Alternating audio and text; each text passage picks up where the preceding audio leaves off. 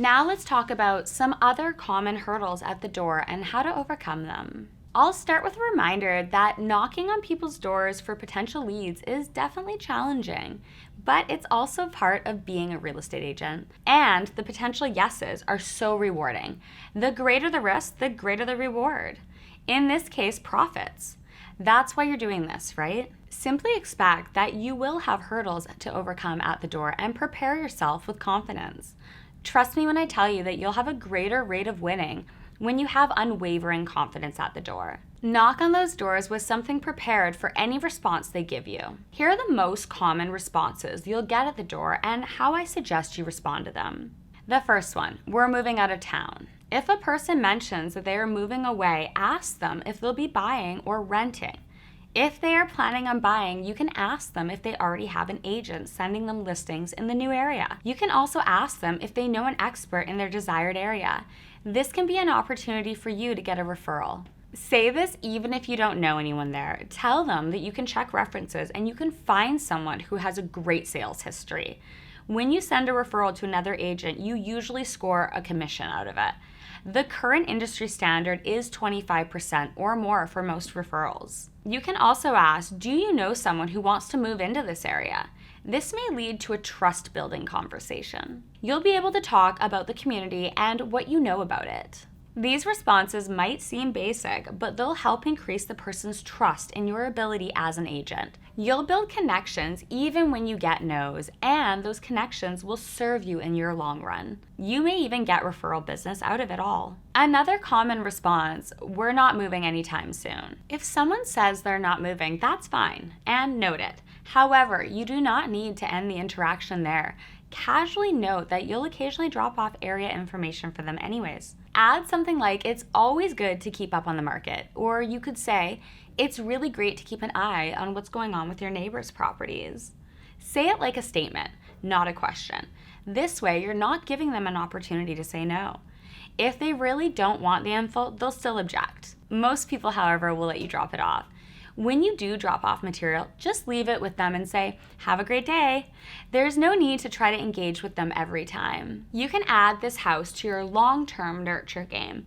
If you stay on their radar, if they ever do sell, there's a good potential they'll be working with you. They'll come to you when they're ready. Another common response is they have an agent or they have somebody's card and number. Real estate is a savage game. Yes, they may know another agent. However, that doesn't mean that they can't become your lead. There are ways to turn these people over. Do not be intimidated by the fact that your prospect already knows another agent.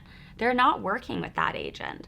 One way to handle this is to say that you're a new agent.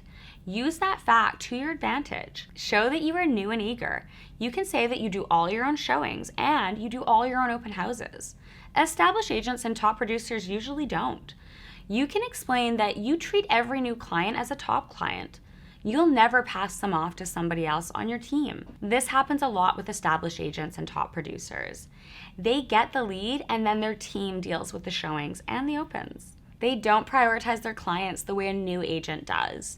When you are a new agent, every client is top priority. This is a major advantage because people don't like being passed off.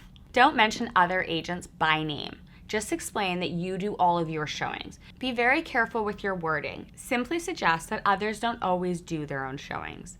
You 100% cannot slander another agent or say something you don't know to be 100% true.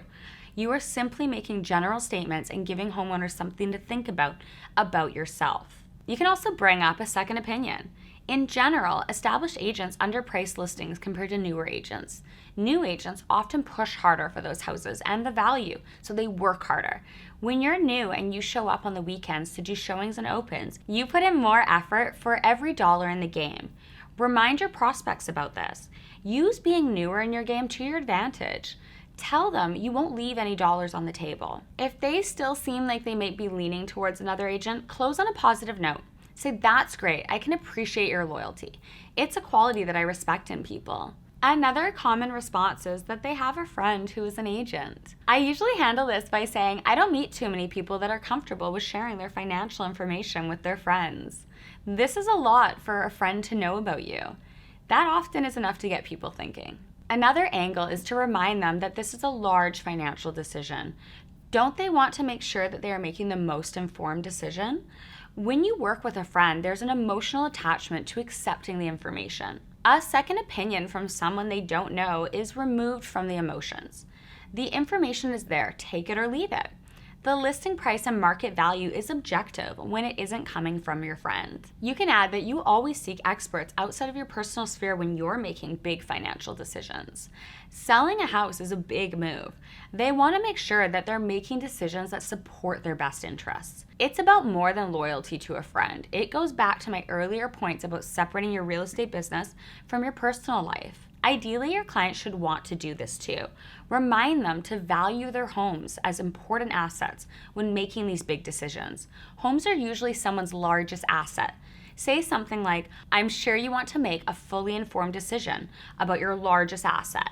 This plants the seed that they may want to talk to you after all. They wouldn't want to make any wrong moves in their game that could hurt them later.